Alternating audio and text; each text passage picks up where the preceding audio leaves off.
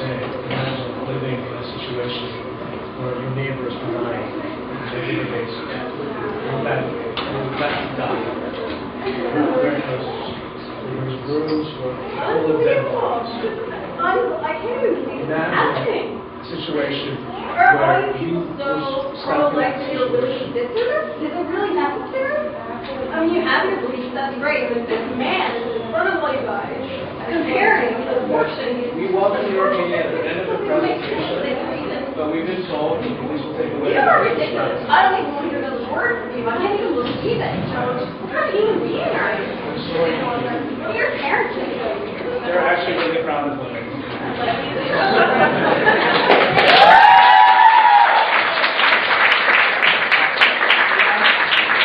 Characteristic is that these social movements of these atrocities included a large number of people. In fact, we say massive loss of life.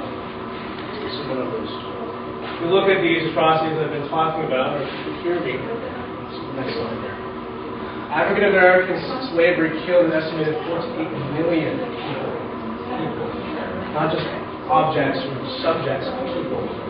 The Armenian genocide, the Turkish, the Ottoman Empire, there were 1 million Christians. Just to point out a grammatical error, it's kind of bugging me. It killed an estimated 4 to 8 million.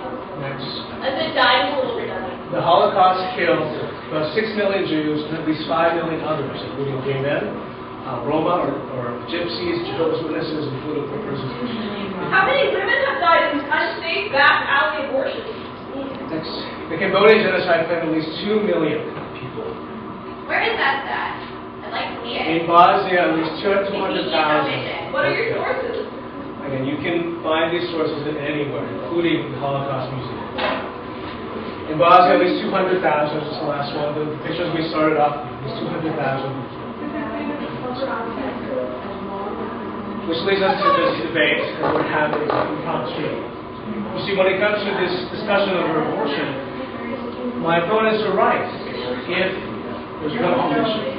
See, the comparison with genocide or the Holocaust when it comes to abortion is very insensitive if, but after both if. And let me illustrate.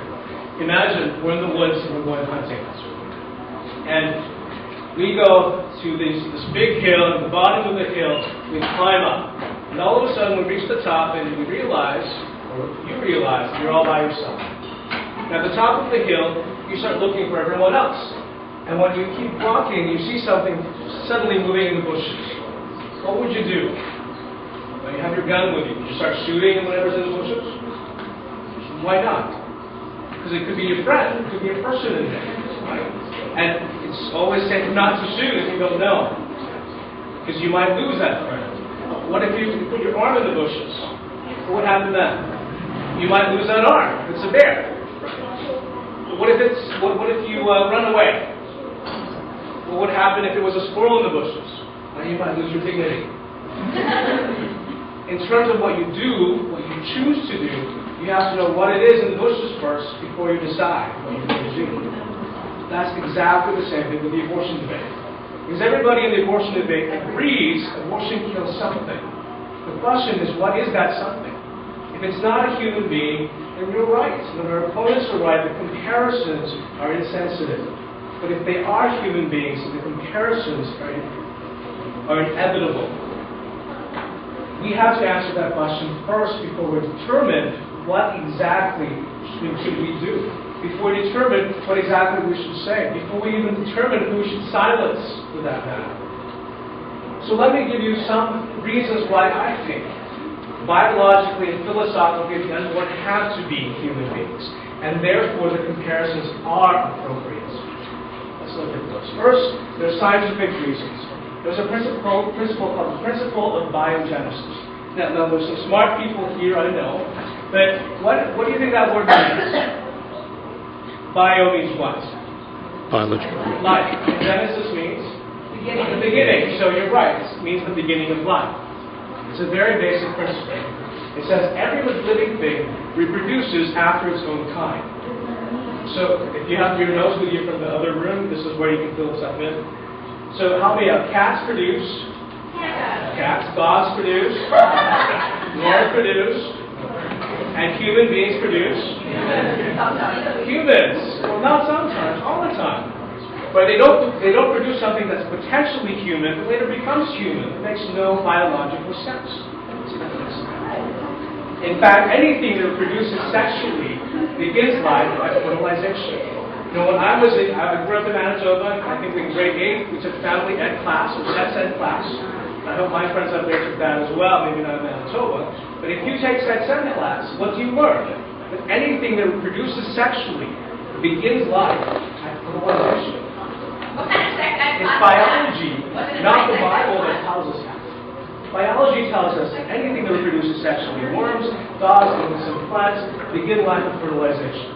So biology tells us they're human beings, if their parents are human. But there are differences between the unborn human being and the born human being, right? That's true. In fact, there's 4 major differences between unborn and born human being. But none of these differences, I think, justify taking the life of the unborn. Why? Because these same differences exist among born people. And we actually have an acronym where we can list these differences. The acronym is called the SLED test, or SLED. And these are the 4 differences. First, S, size. It says the unborn are smaller than human beings. This is the next slide. But when does their size determine personhood? Women in general are smaller than men. Does that change their personhood because we're smaller? No, of course not. Like, why don't we have autonomy over our bodies? Because we don't have the right to choose to kill someone else. So when it comes to and you're allowed to ask your question at the end, but not now. If you want to determine what the unborn are, or if you want to determine what we are, we can't use size to determine their value. Next, L says the level of development. The question is, what does our abilities determine our personhood? Next slide. There's a picture of my 2 nephews, Nathan and Grayson. Grayson's the younger one. Nathan's 4. He's kissing his little brother, who's 1. You can see Grayson doesn't really like being kissed. He can't do too much about it, because he's not as developed as his older brother. But does that make him less of a person because he's less developed? Development doesn't determine personhood in this situation. So why should development determine personhood? E stands for environment. And it simply asks that does where we are determine what we are? In Canadian law, a 7-month-old baby who's born is considered a person is protected under the law. But a 9-month-old baby who's not born yet can still be legally killed, and you and I pay for that. In fact, we know that in 2004, 36 women had late-term abortions on them from Canada. And their abortions is a trip to the U.S. where they have these abortions that are paid for by us. When it comes to the law that allows no limits on abortion. These stands for degree of dependency. But when does a dependency determine personhood? How dependent do we have to be before, independent do we have to be before we become a person? I just speak to a lot of high schoolers. And I asked the high schoolers, imagine this scenario. Imagine you walk down to your parents' the kitchen table, and your parents are sitting there, they're having breakfast. And they ask you, they say, son or daughter, why don't you come and sit down with us?